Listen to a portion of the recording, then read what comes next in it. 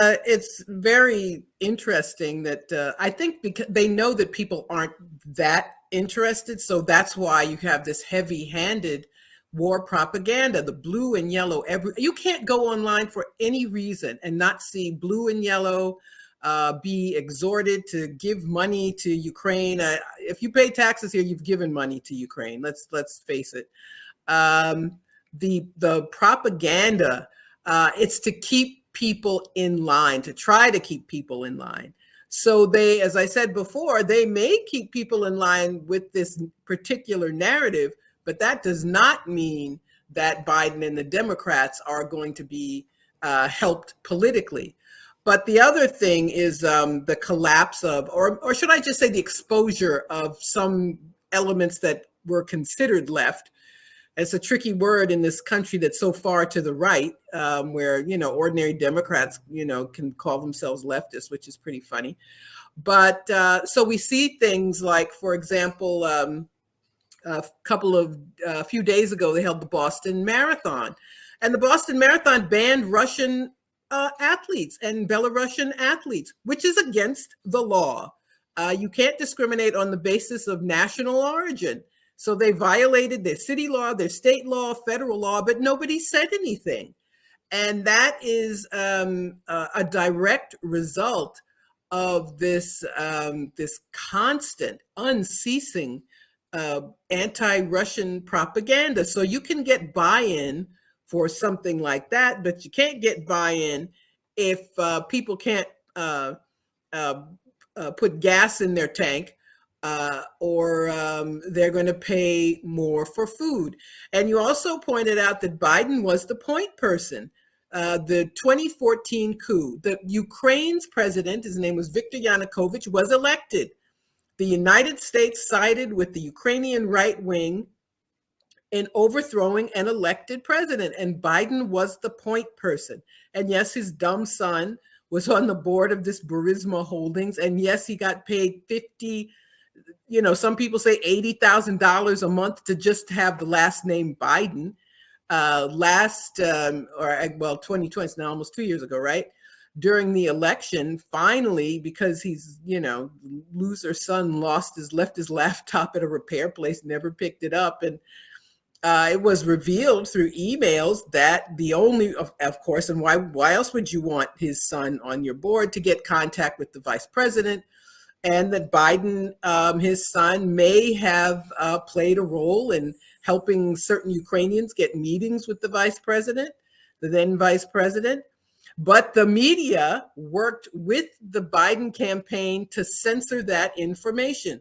Twitter and Facebook would not allow anybody to link to any of those articles because they said, well, it could be, Russian propaganda.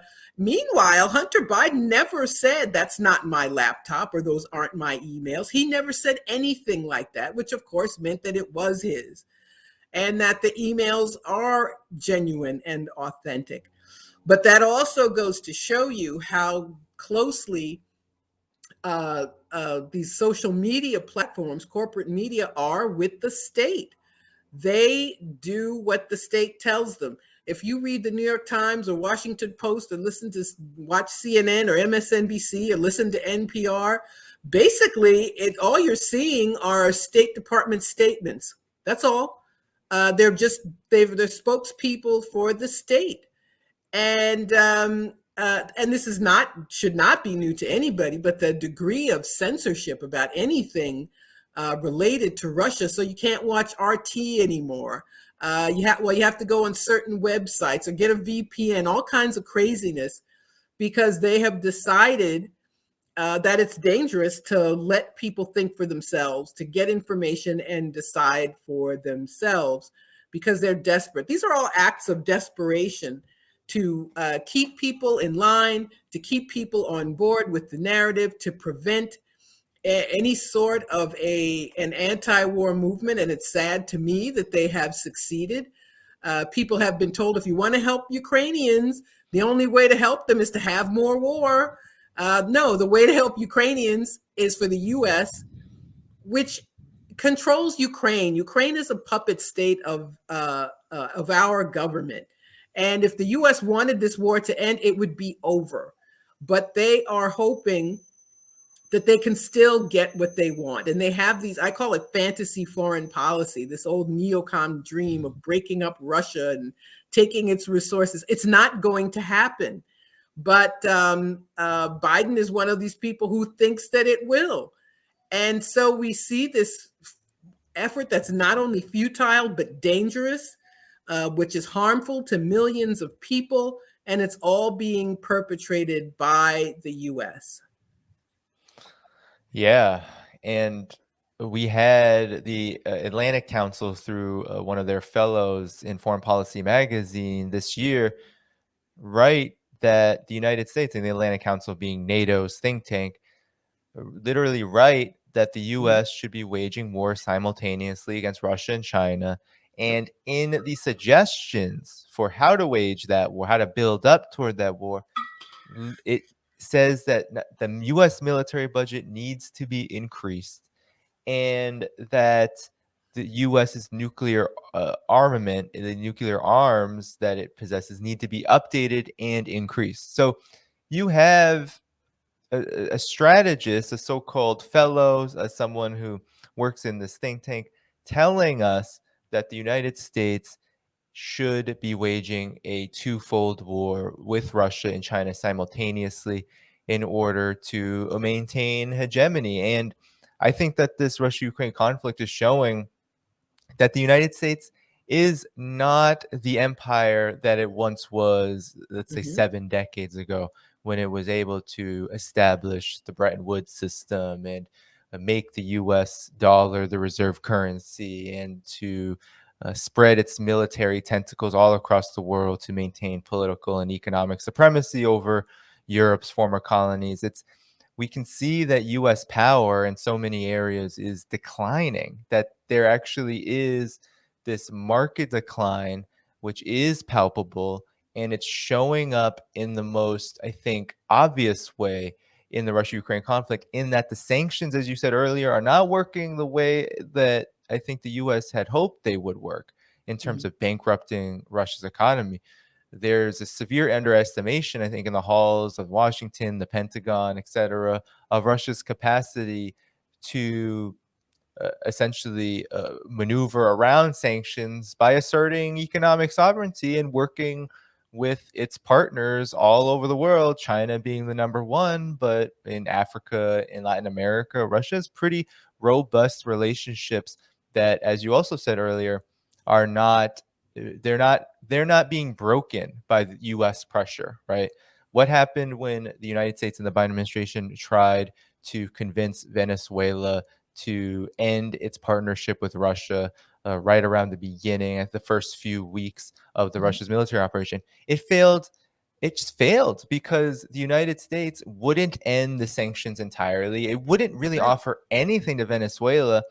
Uh, and Venezuela said, no, we are not going to end a relationship with Russia, which is highly valuable in so many sectors, from COVID-19 vaccines to food, medicine, etc. Russia is a reliable friend. Militarily, it's also a reliable friend. It will give us the equipment we need that the United States says we can't get because we're on the other side of the US's warfare regime. So, you had the PSUV conference. I know our friend Jackie Lukman was just in Venezuela, but at their Congress, you had the singing, chanting "Long Live Russia" at the socialist, the Party of Socialists of Venezuela, the ruling party under Nicolas Maduro.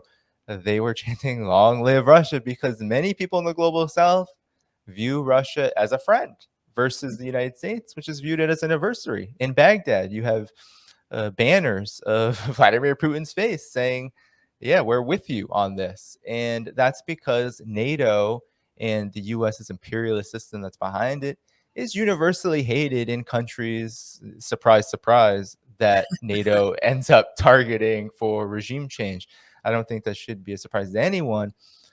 But the reality, I think, of the situation is that there is, I think, a new world order I know some Mhm. people think, "Oh my god, that's a conspiracy." No, no, no. This is just the facts, right? The world is changing.